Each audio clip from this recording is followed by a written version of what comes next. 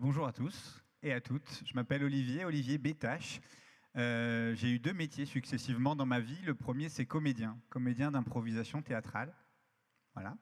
Et ça fait 10 ans que je m'intéresse de près aux sciences du comportement, notamment à l'une d'elles, l'analyse transactionnelle. Ce qui m'a amené à devenir coach par la force des choses et à créer un cabinet de formation et de coaching qui s'appelle Next Level. Voilà. Et je ne suis pas venu seul, puisque j'ai ici 2 de mes associés, Nicolas et Romain. On travaille avec le groupe Safran et ses différentes filiales depuis environ 10 ans. Et donc, on va commencer effectivement par cette question. Klaxoon, est-ce que tout le monde est connecté? C'est un truc facile, vous l'avez dans la main, ça marche? Top. Donc la première question, c'est: avez-vous vécu une expérience, un projet ayant pâti d'un manque de confiance? Oui, non, pas personnellement, mais entendu parler. It's complicated, comme on dit sur Facebook. Je vous laisse répondre, et peut-être que... Ah bah, ça s'affiche déjà. Ok. Ouh, je me disais, on s'est peut-être trompé de thème, en fait. Vous imaginez que si j'avais eu 92% de non, je leur dis, bon, bah, y a des gens chez qui ça arrive. Ok. Effectivement, c'est un vrai sujet dans les entreprises. On va parler aujourd'hui de confiance. Confiance en soi un petit peu, mais comme vous l'avez vu dans le titre, surtout confiance en l'autre en fait. Confiance en l'autre, et principalement de cet autre qui n'est pas dans mon équipe, qui n'est pas dans mon open space ou dans mon bureau, qui n'est pas dans mon quotidien tout proche, mais qui est dans un autre service par exemple. Si on réfléchit bien au niveau de la raison, on dirait mais où est le sujet? On est tous dans le même bateau ou dans le même avion, je dirais. On fait tous... Oui, elle est pourrie celle-là, mais je la fais quand même. On est tous, on a une communauté d'intérêts qui, sur le papier, est évidente. Alors pourquoi ça peut paraître difficile de communiquer avec un autre service? La première chose qu'on va apporter, et c'est là où les sciences du comportement vont nous aider, c'est la première réflexion que je veux partager avec vous en fait. Le concept de grande famille est totalement contre nature. Le concept de grande famille est contre nature quand on veut s'intéresser à l'instinct humain, à son côté, on va dire, naturel. Alors, dans les sciences du comportement, on observe nos amis les chimpanzés. Mais avant d'observer des chimpanzés, on va illustrer avec une scène, puisqu'on a la chance d'avoir des comédiens, une scène qui se passe dans une autre industrie, l'industrie du chocolat. On va aller chez Chocomeka, bon, c'est une entreprise imaginaire, et cette entreprise Chocomeka, elle fait face à un ramp-up plusieurs fois par an, Saint-Valentin, Pâques, dernièrement, évidemment, Saint-Valentin. Et on va essayer de s'infiltrer dans cette entreprise dans les dernières semaines pour voir un dialogue entre Mathieu du bureau d'études, Harold des méthodes, et ils ont rendez-vous avec Thierry de l'ADI, et c'est moi, CEI, moulage et enrobage. Oui. Harold, tu tombes bien. Je reviens là de la chambre de torréfaction. Écoute, il y a un problème. La température est pas du tout idéale pour les fèves. Et du coup, la cristallisation du beurre de cacao est pas complètement stable. Résultat, on risque d'avoir un chocolat qui est beaucoup trop cassant. Ah, alors, j'ai une bonne et une mauvaise nouvelle. Ah ouais? La mauvaise nouvelle, c'est qu'on ne peut pas modifier le four thermique actuel. Ah bon? Mais la bonne nouvelle, c'est qu'on travaille sur une nouvelle version qui va garantir à la fois le fondant et qui va révéler encore plus de saveur. Ah ouais. Alors, c'est pas pour tout de suite, hein, un peu de patience, mais à vue de nez, d'ici 2 ans.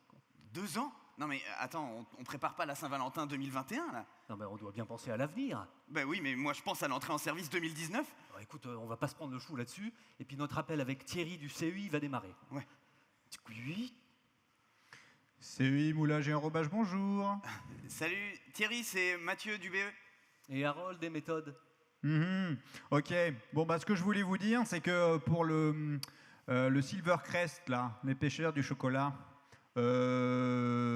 Silver Noisette, pardon.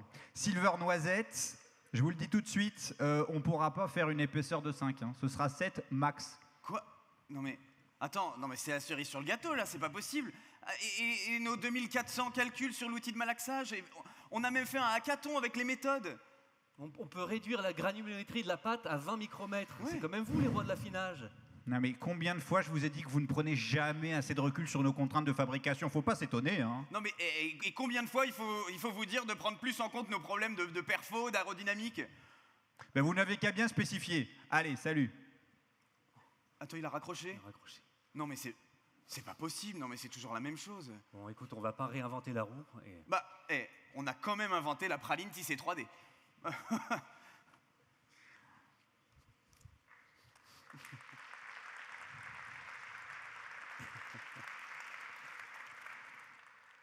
Si on analyse un petit peu cette scène, où, a priori, il y a des enjeux communs, et puis soit l'ego, soit le désintérêt des contraintes de l'autre amène à ce genre de situation. Alors, quand on veut observer l'instinct humain, comme je vous l'ai dit, on s'intéresse aux chimpanzés parce que non, we are not family. Ça, c'est un truc, c'est une histoire qu'on se raconte, et c'est une belle histoire, et les belles histoires, c'est beau, on va en parler juste après. Mais quand on regarde les chimpanzés, on s'aperçoit que les chimpanzés font des tribus de 20, 30, 40 individus à grand maximum. Pourquoi je vous parle des chimpanzés? Parce qu'il y a moins de différence d'ADN entre un sapiens et un chimpanzé qu'entre un éléphant d'Afrique et un éléphant d'Asie.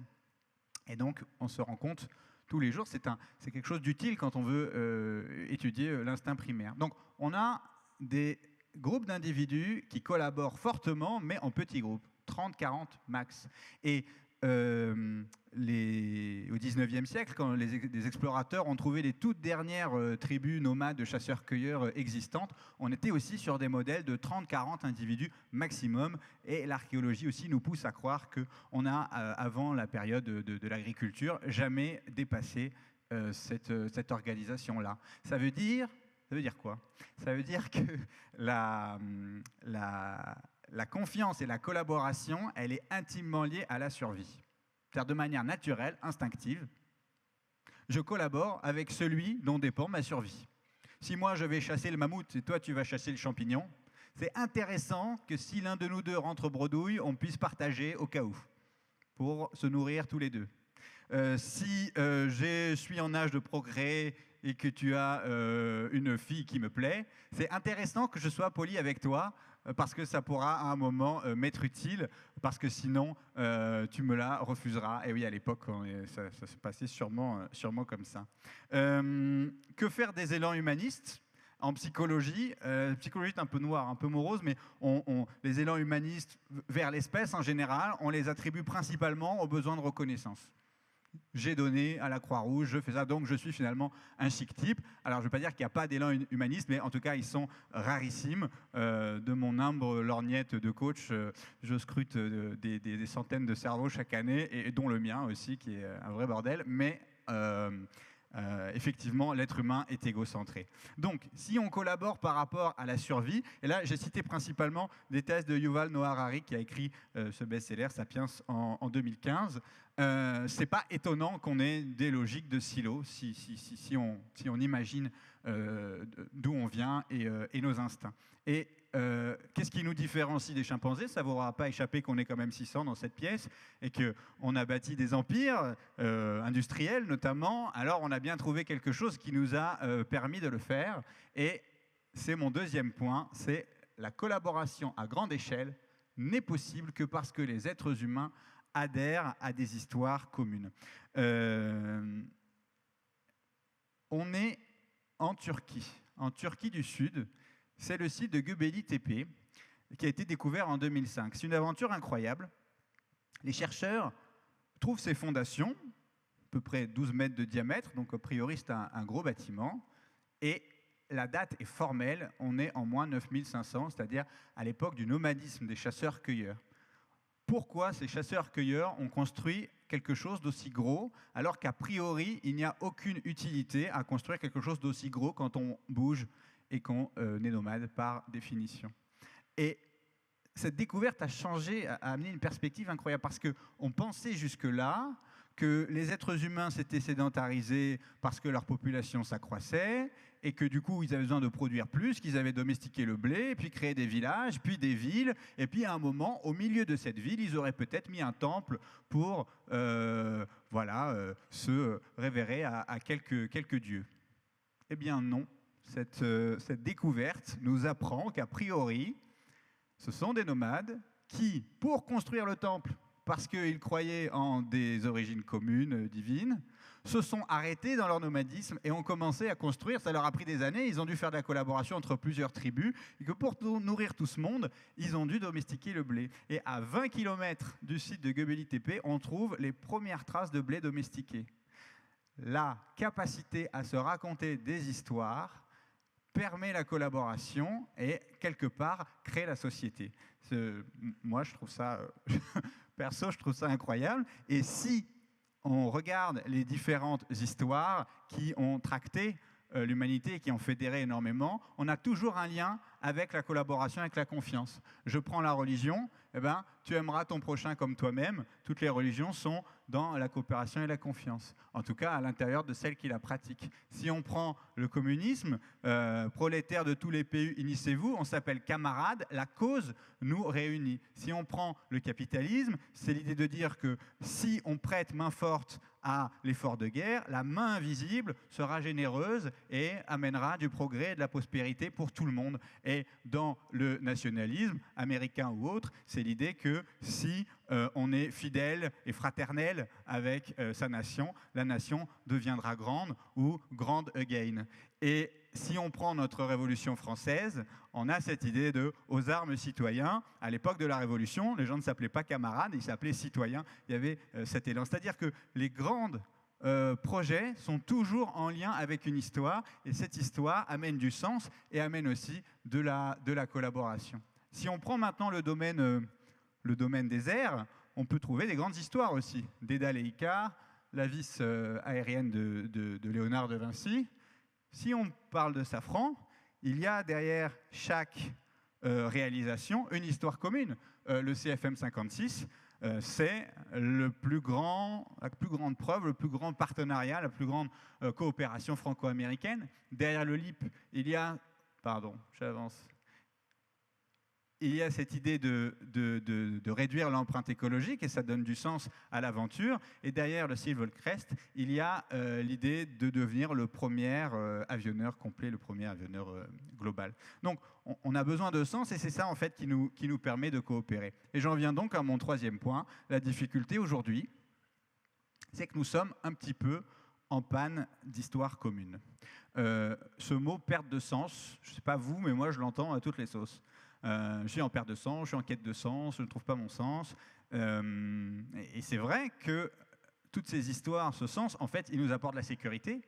Et l'absence d'histoire forte, ça nous déstructure. Le besoin de structure, c'est quelque chose... Alors là, tous les psychologues sont d'accord. La structure, c'est vraiment quelque chose d'essentiel pour l'être humain. Et sans structure, on se sent un peu perdu. Le premier, enfin... Un des premiers qui s'est senti perdu par l'absence de structure, on va faire un peu de culture générale, c'est William Blake. William Blake, c'est un poète et un peintre britannique. Et William Blake, il peint en 1795 Newton en géomètre divin. Alors, outre que Newton soit complètement bodybuildé, l'idée du tableau, c'est de dire à Newton, alors il peut lui parler du ciel parce qu'il est mort il y a 70 ans quand il écrit, et Blake lui dit « Mais Newton, tu nous fous la pétoche en fait. Tu nous fous la pétoche, tu nous dis que les astres, c'est pas la main de Dieu, mais le cosmos est régi par des règles qui sont complètement mathématisables. Et si c'est le cas, et s'il n'y avait pas de Dieu, alors comment je vais devenir responsable de ma vie, moi ? S'il y a quelqu'un qui ne s'occupe plus de savoir ce que je vais faire et où je vais, alors c'est extrêmement angoissant, flippant pour ne pas dire. Et Blake traduit cette angoisse, mais c'est une angoisse finalement qu'on peut partager. Alors, il y a un psychologue scandinave qui s'appelle Ken Wilber, qui a essayé de théoriser des 4 grandes histoires que les entreprises, les organisations se sont racontées au fil des siècles pour créer de la confiance et de la collaboration. Elles ont été reprises par Frédéric Laloux dans un livre célèbre, Reinventing Organization, et il a été illustré récemment par Étienne Appert. J'ai reproduit quelques-unes de ces illustrations. Tous ces modèles sont sécurisants, tous ces modèles sont cohérents. Le premier, alors il l'appelle impulsif, moi je trouve que le mot est un peu mal choisi, ou alors parce qu'il est traduit de l'anglais, je dirais plutôt directif. Mais voilà, je reproduis son œuvre telle qu'elle est. Le modèle directif, c'est la confiance, c'est dans le chef. Il y a un chef, il y a un capitaine à bord, il sait quoi faire, on n'a qu'à lui faire confiance et tout ira bien. Division du travail, hiérarchie. Le deuxième modèle, alors ces modèles sont apparus successivement dans l'histoire. Donc le deuxième modèle, le modèle traditionnel, de couleur ambre, marron, comme ça, c'est la confiance dans le système. Nous avons une hiérarchie, nous avons un système, nous avons des process qui garantissent, qui ont tout prévu et qui finalement garantissent qu'il ne peut rien nous arriver. Le troisième, c'est le modèle de la réussite, qui est venu plus tard avec le capitalisme. Pour le modèle marron, on peut penser à l'armée, aux ordres. On peut penser aussi à comment dire, la religion. Les ordres religieux. Et puis là, évidemment, le chef, ça c'est ancestral, on sait ce que c'est. Le modèle de réussite, il est venu plus tard, au moment de la révolution industrielle. C'est l'idée de dire, tant qu'il y a de la croissance, tant qu'il y a de l'innovation, tant que l'ascenseur social fonctionne, ça va nous sécuriser, et tant qu'il y a de la croissance, tout ira bien. Et le quatrième modèle, c'est un modèle qui est venu plus tard, au XXe siècle, un modèle pluraliste. Si on partage des valeurs communes, si on échange, si on respecte chacun, et si on se tient à ces valeurs sans y déroger, à ce moment-là, tout ira bien. La réalité, c'est qu'aujourd'hui, ces modèles cohabitent dans les organisations, et c'est ce que nous allons voir maintenant. On va commencer par le modèle impulsif ou directif, et nous allons partir à l'usine de Commercy pour l'illustrer.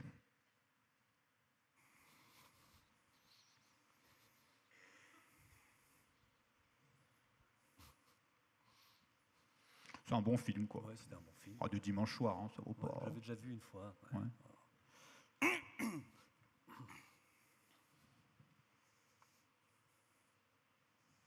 Les gars,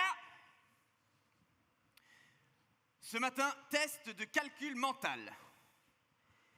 Qui d'entre vous peut me dire combien à ce jour on a de commandes LIP? 16 500, chef. Et sur une base de 2000 moteurs par an, ça fait combien d'années de travail? 8, chef. L'année dernière, combien produisait-on de moteurs par semaine? 30, chef. Eh bien, cette année, on va passer à 45 au deuxième trimestre. 45, chef. Oui, 45. Et ça s'appelle comment? Un tour de force. Une utopie? Un exploit. C'est vrai qu'on a mis beaucoup plus de temps à produire autant de moteurs CFM, mais rassurez-vous, faites-moi confiance, tout est sous contrôle. Oui, pardon. Vous êtes des superstars.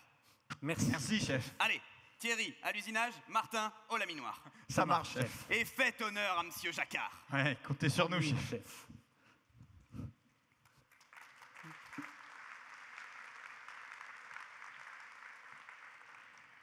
Dans ce modèle, on est rassuré par la présence du chef. Le problème de ce modèle, c'est que ça marche très bien jusqu'à un certain niveau de complexité. À partir d'un certain niveau de complexité, le cerveau humain du chef, tout formidable que soit-il, le temps qu'il a consacré au problème devient limité, et ça peut amener à des choix qui sont contre le bon sens, et du coup, s'il n'y a plus de sécurité, bah forcément, le modèle ne fonctionne plus. On va voir un autre modèle, le modèle marron traditionnel, sur la sécurisation qui vient de la machine, qui vient du process, qui vient du fait que les règles sont bien faites.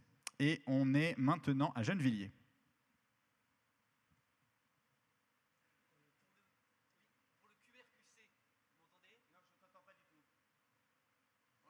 Oui, Alors, on oui, s'entend. pour le QRQC de demain, ça donne quoi la caractérisation du défaut sur la chambre de combustion?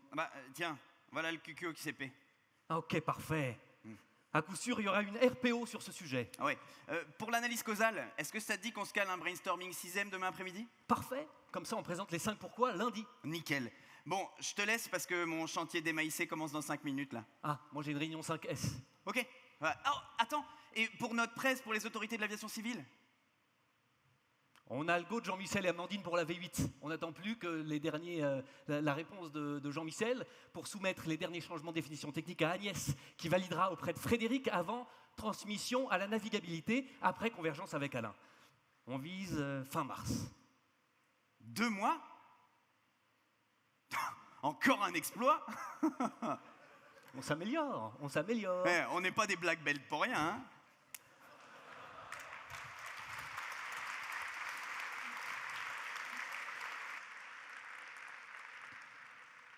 Ce système aussi a beaucoup d'avantages. Son ennemi, c'est le fait que l'environnement change. C'est un système qui est lent à changer parce qu'il y a ce qu'on appelle la théorie de l'engagement en psychologie. On ne va pas en parler maintenant, mais on s'attache à ce qu'on a créé, on s'attache à nos rituels. Et le problème, du coup, c'est que ce sont des environnements qui ne sont pas très agiles. On va maintenant illustrer le modèle Orange, le modèle de réussite, avec cette idée que si il y a de la démocratie, de la prospérité, de la science, du progrès, le pari en fait de la révolution industrielle et de l'humanisme, tout ira bien. Et nous sommes au musée Safran, ici, mais un autre jour. Bonjour. Bon, eh ben décidément, bonjour. Tu vas te faire virer, toi, là-haut. Hey, bonjour à tous. Bonjour à toutes.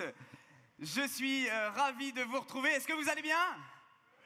Oh, j'entends rien. Est-ce que vous allez bien? Oui. Bienvenue au Safran Innovation Award. Quel plaisir pour moi de remettre d'abord le prix de l'innovation terrain. Le prix de l'innovation terrain. Et pour cela, j'invite à me rejoindre sur scène le directeur adjoint de la démarche de progrès, Philippe Gentil. Bienvenue Philippe. Merci, bonjour à tous. Une fois de plus, cette année, Safran est le deuxième plus grand déposant de brevets en France. Mais cette cérémonie ne célèbre pas que les innovations de rupture. Nous attachons tout autant d'importance à l'innovation participative. Et je suis très fier de remettre ce prix, qui est une toute petite illustration de cet immense effort qui se décline par milliers sur tous les sites de Safran. Alors, effectivement, tout le monde peut apporter ses idées. Cette année, pas moins de 6 équipes. 6 équipes ont été nominées. Et d'ailleurs, on a en duplex 2 sites de l'autre côté de l'Atlantique. Ici, on a les supporters de Landing System à Querétaro. Est-ce qu'on vous entend? Non, la transmission passe très mal. Est-ce qu'on vous entend? Oui, ils sont là. Oui, on a aussi en ligne le site de Chihuahua qui soutient l'équipe d'Electrical and Power. Et bien sûr, au centre, les supporters de Villaroche. Est-ce que vous êtes là? Ah, c'est magnifique. Alors, le suspense est à son comble et on va donc découvrir tout de suite les votes du public. Philippe, si tu veux bien procéder. Le prix Innovation Terrain est attribué à une équipe qui a grandement œuvré pour le recul de la non-qualité, avec une amélioration de productivité de 20% et un gain financier de 90 000 € par an. J'ai nommé le poste d'ajustage de carter de Safran Aircraft Engines. Bravo, vous pouvez vous applaudir. Merci Philippe. Ce système Orange de réussite fonctionne très bien. Son ennemi, c'est de tenir, sa difficulté, c'est de tenir sa promesse. L'idée, c'est que tant que ça croît, le niveau global croît et ça retombera sur tout le monde. Donc son ennemi, c'est l'augmentation des inégalités. À partir d'un certain niveau d'inégalité, la promesse n'est pas tenue dans ce système. Le dernier système, c'est le système pluraliste. Je tire ma sécurité du fait que les valeurs sont partagées et on ne fera pas d'entrave aux valeurs de l'organisation. Et nous sommes maintenant... Je ne sais pas où nous sommes. Au campus de Safran Université. C'est parti. Bienvenue au campus. Bienvenue au Management Développement Programme. Vous êtes la promotion MDP 21. 40 talents, 40 futurs leaders de 11 pays différents, de 8 sociétés différentes et de tous les métiers. Cette pluralité, c'est notre ADN. Nous sommes convaincus chez Safran que la diversité est source d'enrichissement. Pendant 6 mois, vous allez vivre une expérience inoubliable, unique. Et grâce au modèle de leadership, nous allons vous accompagner sur le développement de 5 compétences clés à renforcer tout au long de votre carrière. Quel que soit votre rôle au sein du groupe, ce sont ces valeurs qui nous unissent. Et pour faire connaissance avec votre voisin, dites-lui de quoi vous rêvez pour cette aventure. Moi? Par exemple. C'est un peu difficile à dire.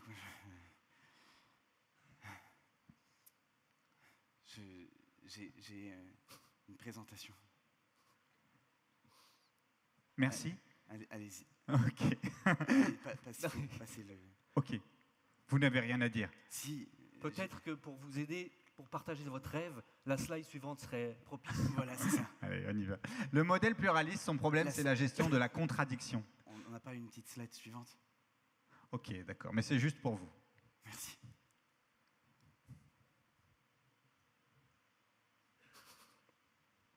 On n'a pas du son avec la petite slide suivante? Non. Alors je vais vous le dire quand même. A cappella. Je voudrais gagner en équipe, cross-fertiliser nos cerveaux. On est un vivier de pépites. Osons innover à gogo. Et toi aussi, et toi aussi. Je voudrais apprendre à manager par l'exemple. Et puis même mieux, empowerer, nous mobiliser tous ensemble autour d'une vision partagée. Autour d'une vision ensemble partagée. Voilà, c'est tout ce que j'avais à dire. Bravo, il avait un truc à dire quand même. Ouais.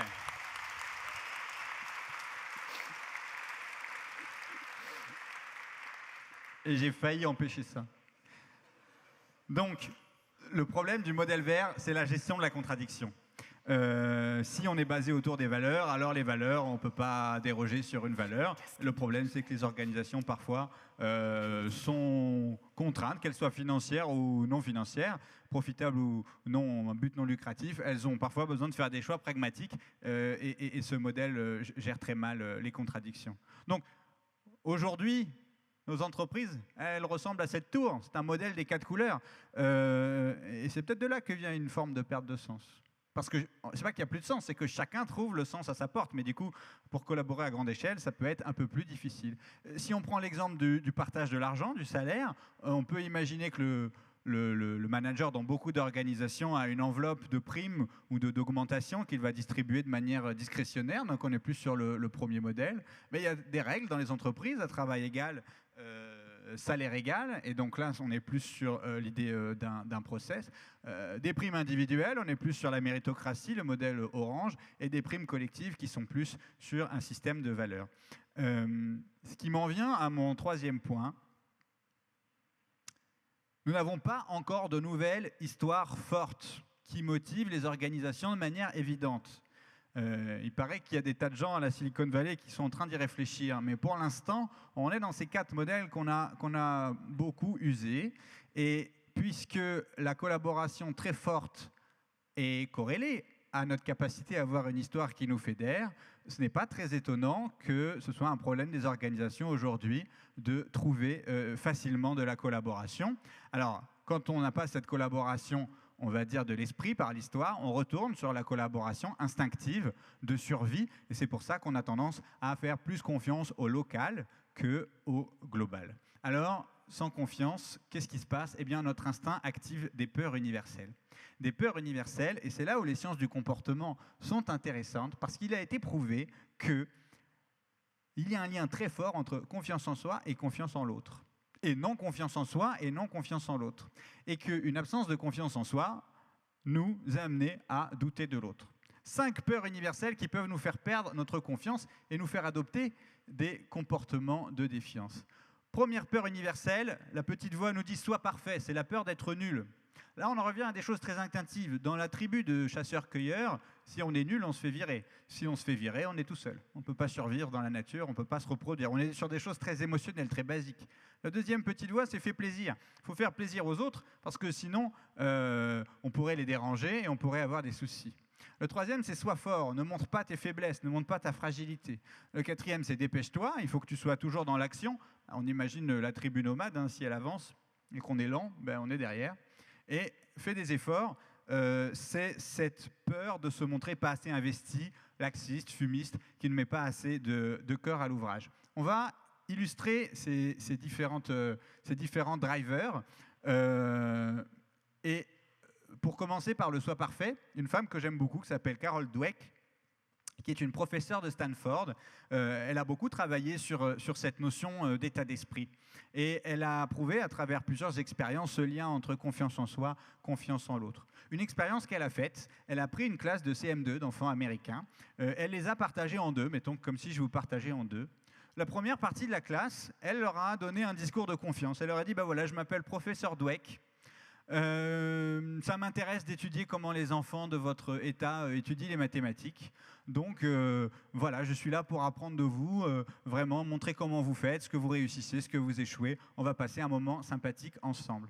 L'autre partie de la classe, qu'elle avait mis dans une autre salle, elle va les voir et dit, écoutez, je suis Carol Dweck de Stanford University. On m'a dit que vous étiez des petits génies et qu'il fallait absolument que je vienne vous voir pour faire un rapport sur vous, pour que tous les enfants d'Amérique apprennent comment les génies travaillent.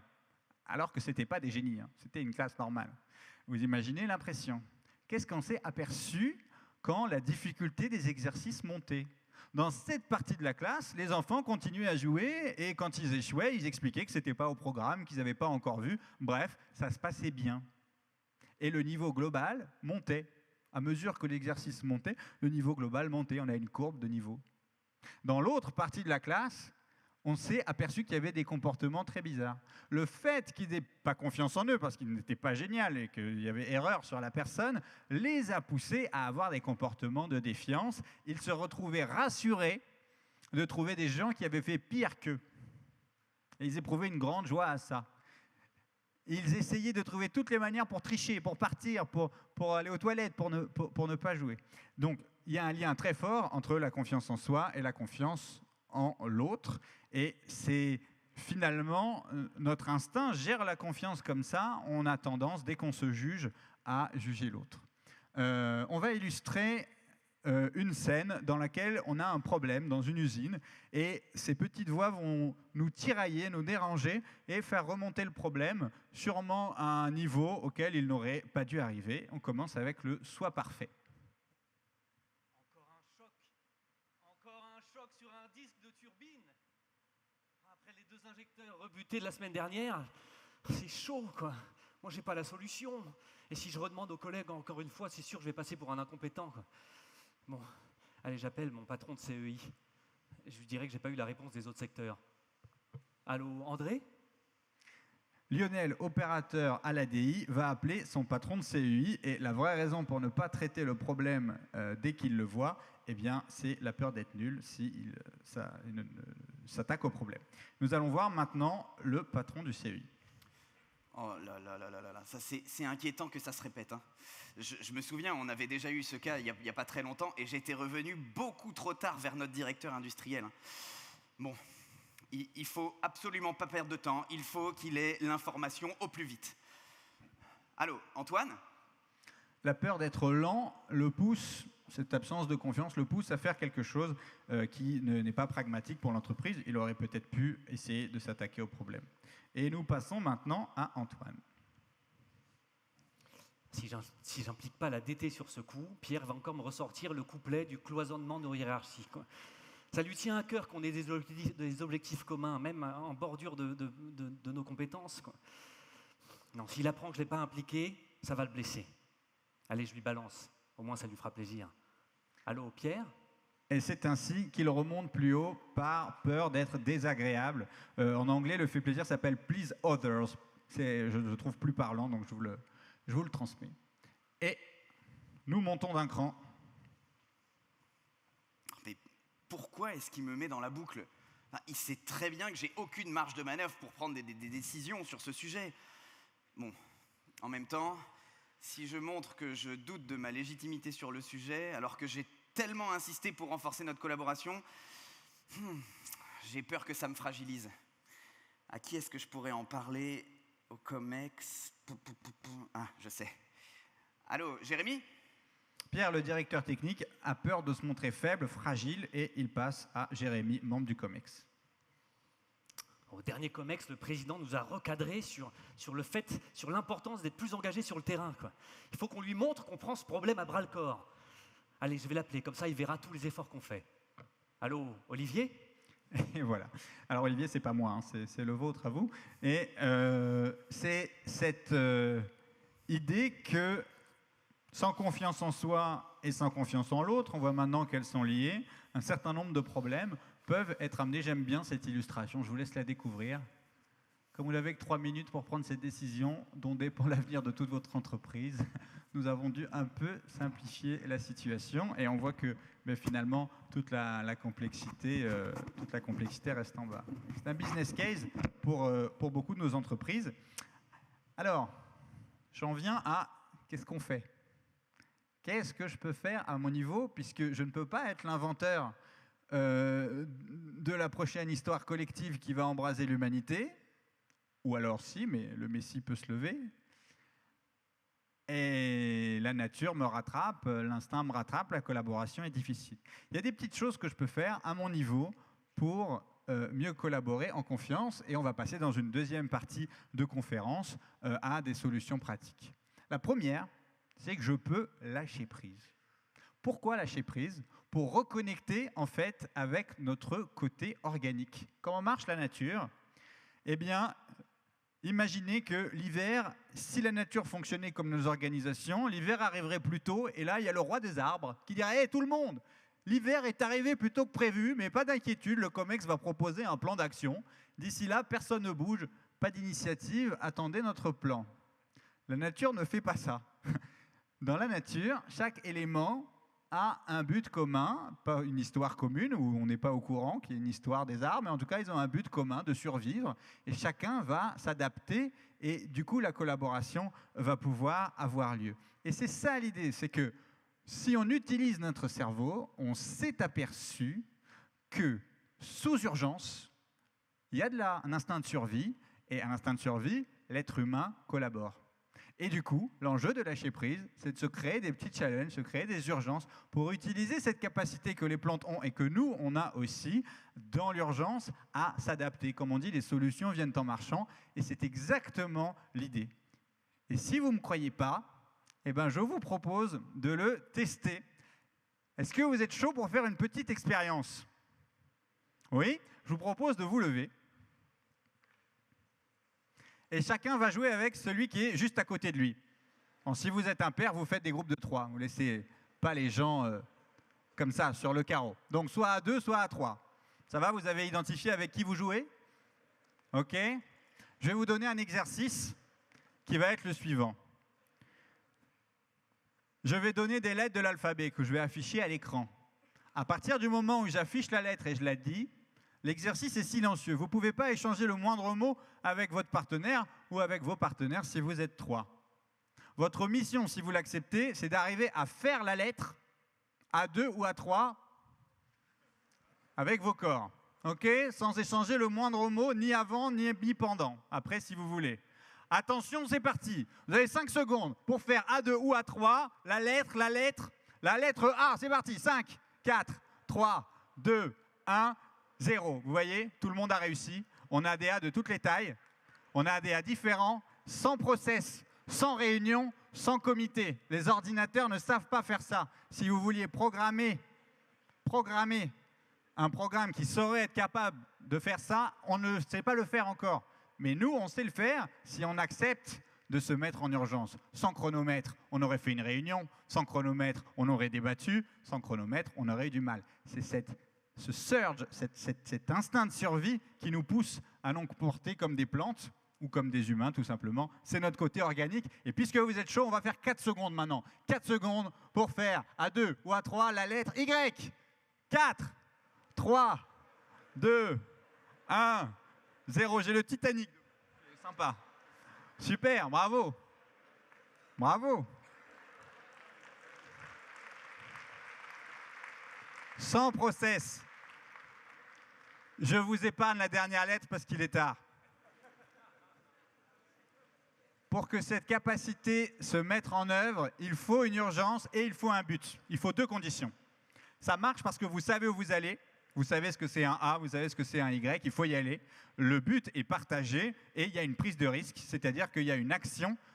On se met en danger alors qu'on ne sait pas exactement encore comment on va le faire. C'est cette grande idée du test and learn, du fonctionnement agile que vous connaissez certainement. Donc la première chose qu'on peut faire pour retrouver de la confiance, vu que la confiance est liée à la survie, c'est de se mettre un petit peu en danger pour de faux, pour activer cet esprit de collaboration, tout simplement le lâcher prise. On est comédien improvisateur et c'est vrai que l'improvisation est un outil beaucoup utilisé comme outil de coaching pour développer ses capacités de lâcher prise. Le deuxième, c'est Eric Berne, un grand psychiatre, psychologue du XXe siècle qui nous l'apporte. Il a étudié le passe-temps, c'est-à-dire ces discussions qui sont spontanées, qui ne servent à rien, dans lesquelles on discute de tout et de rien. Il a prouvé scientifiquement que ça ne servait pas à rien. Quand les gens parlent de tout et de rien, en fait, ils se reniflent comme des chimpanzés. Il crée de la confiance. C'est pour ça qu'on déjeune quand il y a un problème ou qu'on va. Les moments informels créent de la confiance. Et c'est observé au niveau du cerveau. Quand les gens parlent de tout et de rien, il lui reste suffisamment de cerveau disponible pour observer l'autre. Ça vous est peut-être déjà arrivé de vous parler à quelqu'un, et puis au bout d'un moment, vous le voyez selon une autre image. Il vous paraît plus sympathique, il vous paraît plus beau, plus charmant. Vous accédez à quelque chose, et c'est ça, cette idée de confiance. Alors, qu'est-ce qu'on peut faire à notre niveau ? On peut investir du temps dans du passe-temps. C'est quoi le passe-temps ? Il faut que la discussion soit spontanée et qu'il n'y ait pas d'agenda. Si on dit on va se parler de ça, puis de ça, puis de ça, ça ne marche pas. Il faut vraiment que la discussion ne suive pas quelque chose de prévu à l'avance. Et on va illustrer le passe-temps dans une scène de lean engineering, c'est-à-dire vous connaissez évidemment mieux que moi, une espèce de vie ma vie dans lequel on découvre les métiers des autres et on assiste à une scène de ce type. Nous avons Jacques Chambon de l'ADI et Elias de Kennewick de l'ADT. C'est parti. Bonjour. Bonjour. Jacques Chambon, référent métier au CEI pièces composites, concepteur des aubes fan composite 3D, développeur de composites à matrice organique, pourfendeur des non-conformités, propulseur du site de Commercy. Ça va, vous n'allez pas nous faire tout le CV là, si ? D'habitude, c'est comme ça qu'on fait dans un Vie ma vie, non ? C'est pas ça ? Ah bon ? Très bien. Alors, Elias de Kennewick, vétéran du BE Système Propulsif M53, ambassadeur de la fabrication additive nouvelle génération, ancien expert métier chez Héraclès, initiateur du lancement de Safrantech, expatrié de Rochester. Ok, c'est lourd. Non, c'est du lourd. Oui, bon. Je vous fais le tour du propriétaire ? Je vous en prie. 1 heure plus tard, en réunion. Quand je vois ça, je pense qu'on pourrait réduire le cycle de production de 3 à 1 jour tout au plus. Tout au plus ? et notre supply chain dans tout ça ? Ah non, mais si vous croyez qu'on peut imposer des délais comme ça à nos fournisseurs, alors là... Non, mais je dis juste que vous devriez revoir votre stratégie make or buy, c'est borderline. Oh là, je savais pas que les anglicismes étaient monnaie courante à l'ADT comme ça. Revoyons la scène en s'imaginant que nos deux amis, Jacques et Elias, avaient pris 10 minutes, investi 10 minutes pour prendre un café dans lequel on n'est pas dans le fait de nommer son pédigré de manière structurée, mais plus informelle. On n'assistera pas à cet échange, mais si quand même. Allez, c'est parti. Et alors comme ça, tu as été 4 ans expat à Rochester ? Yes, sir. Wow. C'était une des plus belles expériences de ma vie. On avait une maison sur le lac Ontario. Oh, génial. Tu sais, c'est drôle parce que ma fille va aller s'installer pas très loin de là-bas, à Boston, pour ses études. Elle va adorer. C'est une ville de rêve pour les étudiants. Ouais, c'est vrai. Ça tombe bien. Tiens, regarde, je te fais le tour du proprio. Ouais.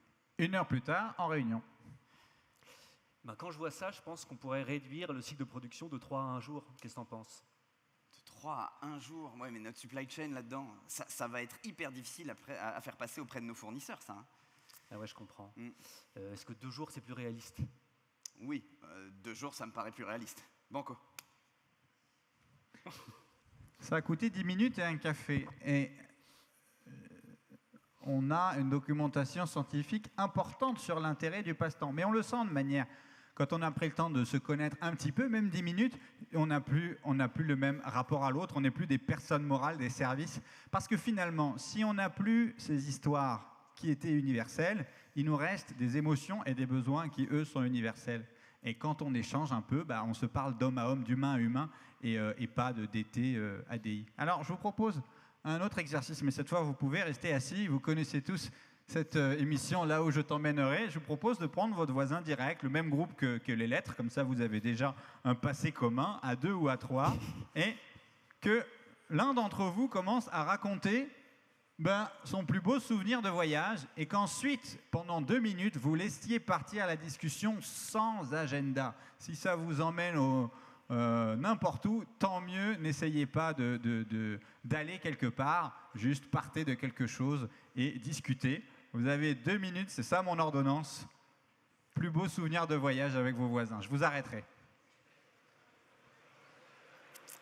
Eh ben...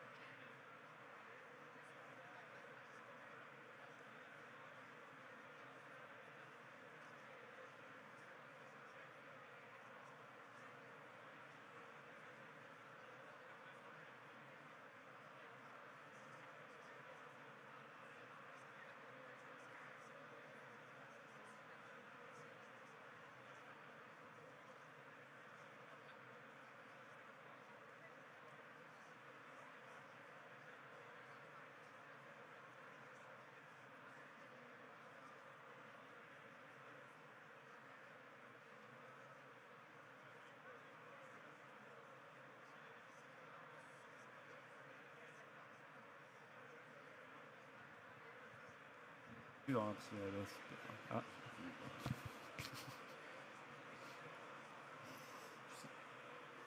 Tu peux... Ah.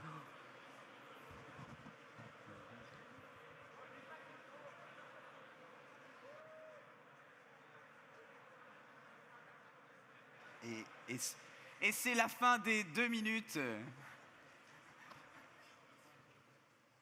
Parle, je vais faire comme si c'était ta voix. Alors, merci beaucoup d'avoir prêté à l'exercice. J'ai un micro. C'est tout pour moi, merci.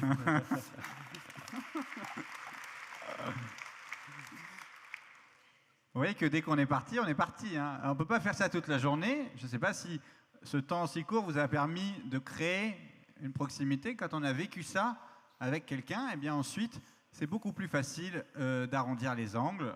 On s'est reniflé. Il faut accepter peut-être notre côté un peu animal. Quand on fait ça, on se renifle, on se connaît. On peut intellectualiser des heures, mais a priori, les chimpanzés font pareil. Acceptons un truc qui marche. Investir du temps. Le team building annuel, c'est bien, mais ces moments conviviaux, surtout quand, mettons, je suis avec un autre service par email, ça commence à monter, oui, vous, oui, moi. Si vous avez la possibilité, allez voir la personne ou discutez pendant 5 minutes au téléphone de quelque chose d'informel avant de passer. Vous verrez que ça va vous faire gagner un temps immense. La troisième chose que je peux faire, c'est donner du sens à mes demandes en osant communiquer sur mes besoins et mes sentiments. Ça, c'est quelque chose qu'on a en général du mal à faire, c'est les armes au vestiaire. Si j'arrive à créer un univers, un espace protecteur dans lequel je peux dire les choses, alors je peux reconnecter avec l'autre. Parce que comme on l'a dit tout à l'heure, les besoins et les sentiments, c'est quelque chose d'universel. on les partage tous, donc ça augmente l'empathie. Il y a une personne, un psychologue qui est mort il y a quelques années, Marshall Rosenberg, un Américain, qui a créé toute une théorie là-dessus qu'il appelle la communication non violente. Et c'est l'idée d'arriver à exprimer plus ses demandes, à donner du sens à ses demandes à travers des besoins et des sentiments. On va l'illustrer, on va prendre une phrase qui va être dite de manière une demande ou une demande cachée ou un coup de gueule, et on va essayer de voir comment on pourrait oser mieux communiquer à travers nos émotions et nos besoins. Ouais, mais aussi dans les CEI, vous vous contredisez tout le temps, quoi. Par exemple, on pourrait imaginer d'avoir de l'émotion en jaune. Quand je vous vois me contredire à maintes reprises, je me sens un peu seul. Et ensuite, les besoins. C'est important pour moi de collaborer en prenant en compte les priorités de chaque service, mon besoin de collaboration. Et enfin, je peux exprimer une demande et on lui aura donné du sens. Pourriez-vous me dire ce que vous percevez de nos objectifs et nous expliquer les vôtres? Chacun le fait avec ses mots. L'important, c'est d'oser communiquer sur ce qu'on ressent, pourquoi c'est important pour nous, et enfin, à sortir d'une demande précise et pas juste d'une complainte en l'air. On essaye une autre phrase. Oh, ras-le-bol du reporting, j'ai beaucoup mieux à faire. Voilà, par exemple. L'émotion. Cela me contrarie de passer plusieurs heures par semaine à reporter notre activité. Il faut oser dire ça. C'est important pour moi de maximiser notre temps productif. Donc là, je donne mon besoin d'être efficace. Et ensuite, êtes-vous d'accord pour planifier une réunion en vue de simplifier nos reportings et nous dégager du temps? On va trop vite à la demande et en général, elle est un peu moins bien, j'allais dire, emballée dans l'exemple qu'on a vu. Un autre exemple. Non, franchement, au BE, ils sont vraiment difficiles à satisfaire, hein, laisse tomber. Ok. Quand je reçois vos réponses de rejet, je me sens un peu abattu. J'ose parler des émotions. J'ai besoin de comprendre ce qui ne fonctionne pas, mais aussi ce qui fonctionne pour avancer avec élan. Quels éléments vous semblent pertinents dans notre compte-rendu? La personne du BE, elle est humaine aussi. Elle sait ce que ça fait d'avoir besoin d'un peu de reconnaissance. Et donc, si on lui communique ça, on augmente les chances qu'elle y soit sensible, puisqu'elle peut tout simplement s'identifier. Une dernière pour la route. À Safrantech, ils ne font aucun lien avec notre industrie. Voilà. Je ressors de notre échange un peu dans le flou. J'ai besoin d'y voir clair pour pouvoir me projeter. Est-ce que vous pourriez m'expliquer ce concept le plus concrètement possible pour que je vois comment il pourrait s'appliquer chez nous? Dans l'idée, alors ça a l'air pas sorcier, mais en réalité c'est un peu contre-intuitif. Il faut un peu d'entraînement pour pratiquer ça. Déjà, pour accéder à son besoin, c'est pas toujours simple. En général, l'émotion, ça va. On la ressent, mais on veut la cacher parce que dans l'entreprise, on ne parle pas des émotions. C'est comme la pub de Tefal. Tout glisse, rien n'adhère. D'accord? Donc, l'idée, c'est du courage pour parler à ses émotions, mais pour accéder à son besoin, en général, il faut un peu réfléchir. C'est un petit peu introspectif, mon besoin d'y voir clair, et c'est pour ça que j'ai cette colère ou j'ai plutôt cette panique d'être dans le flou. Donc, il y a cette idée d'oser exprimer en échange que l'autre comprenne et le mettre à l'aise aussi pour exprimer ce qu'il ressent, qu'est-ce qui est important pour lui, et finalement la demande n'est que la traduction d'un besoin et d'une émotion.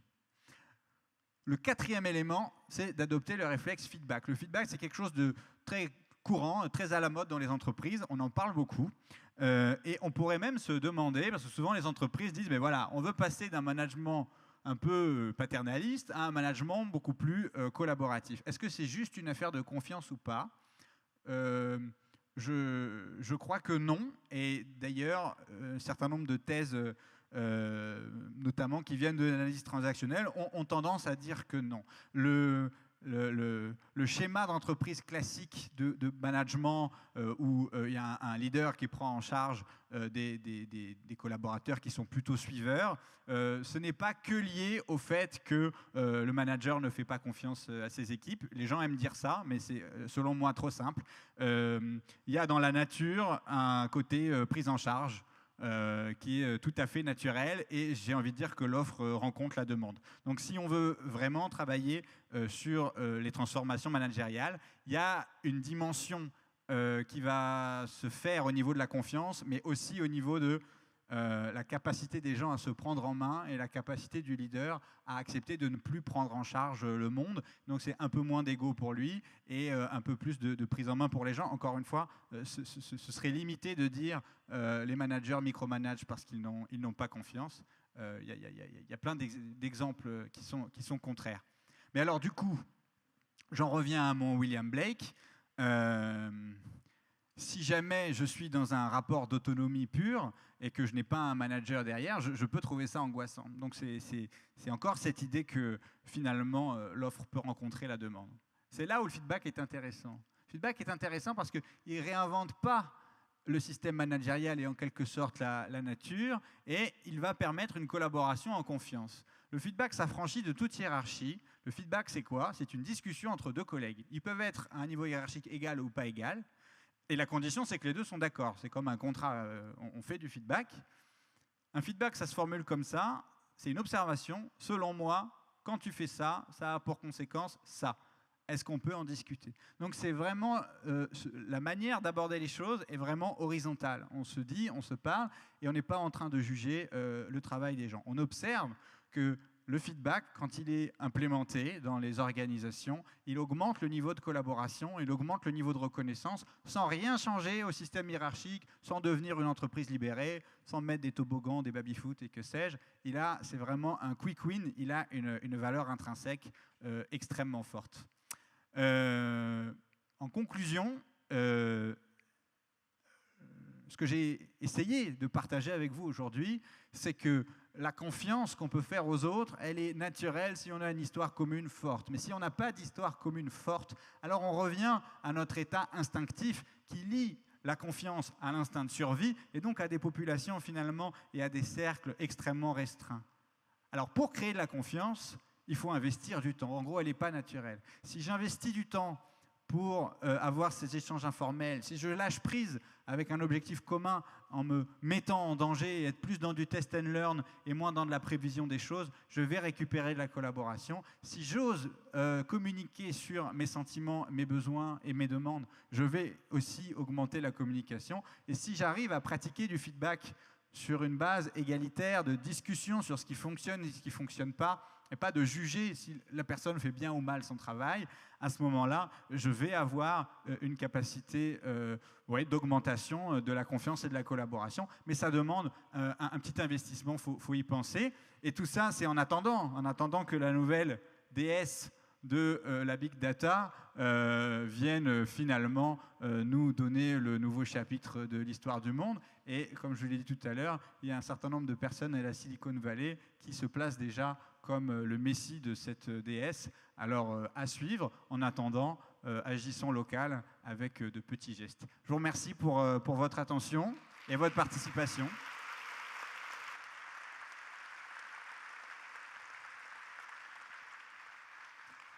Et s'il y a des questions ou le temps pour ça, je ne sais pas. Il y a des questions, il y a des remarques, il y a surtout des remerciements, ouais. Des félicitations qui tombent. Merci. Donc autant qu'on les transmette pour vous trois. Merci pour votre prestation déjà. Et puis il y a des questions. Il y en a une où vraiment on attend une réponse qui est importante pour nous. Est-ce que ma veste est Couples ou Zara? C'est pire que ça. Est-ce que tu connais la divinité qu'il faudrait vénérer pour réussir nos programmes moteurs? Non, malheureusement, non. Bon, je pense qu'on en parlera cet après-midi, mais ouais. Ça ira mieux. Des questions plus concrètes et auxquelles tu pourras peut-être nous apporter des réponses. La première, c'est la confiance est-elle forcément liée à la reconnaissance? C'est une très très bonne question.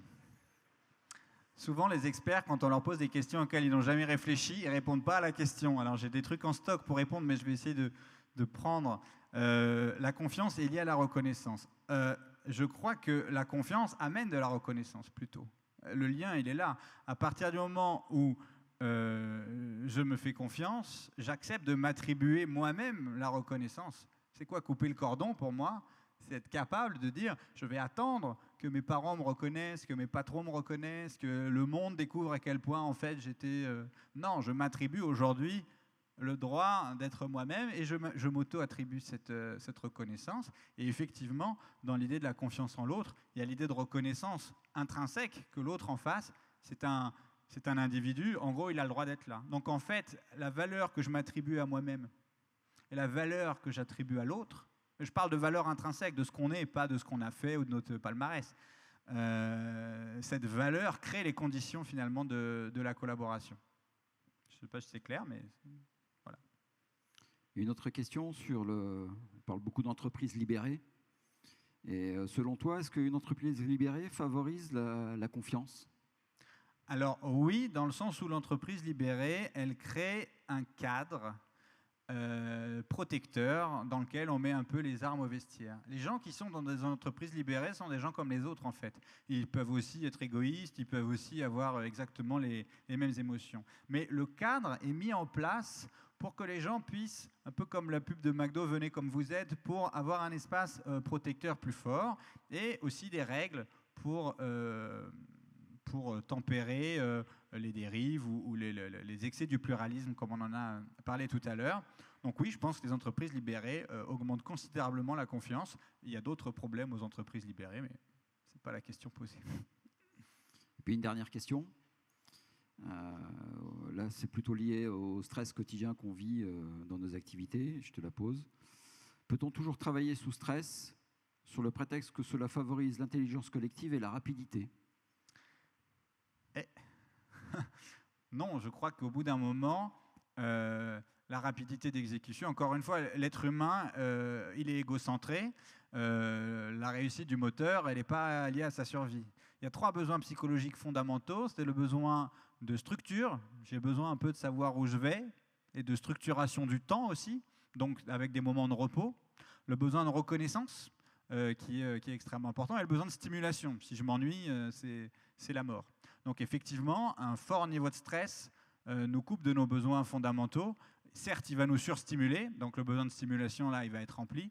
Mais par contre, au niveau de la structure, on n'a plus une structuration du temps qui est conforme à ce que notre cerveau et notre corps peut produire. Et c'est là où ça peut créer des problèmes. Donc non, je pense que c'est important d'investir. Le corps, c'est comme une machine, donc forcément, il y a des révisions, il y a des arrêts au stand. Merci, c'était la dernière question. Je pense que vous pouvez venir tous les deux. Je pense qu'on peut encore une fois les applaudir. Merci. Merci beaucoup.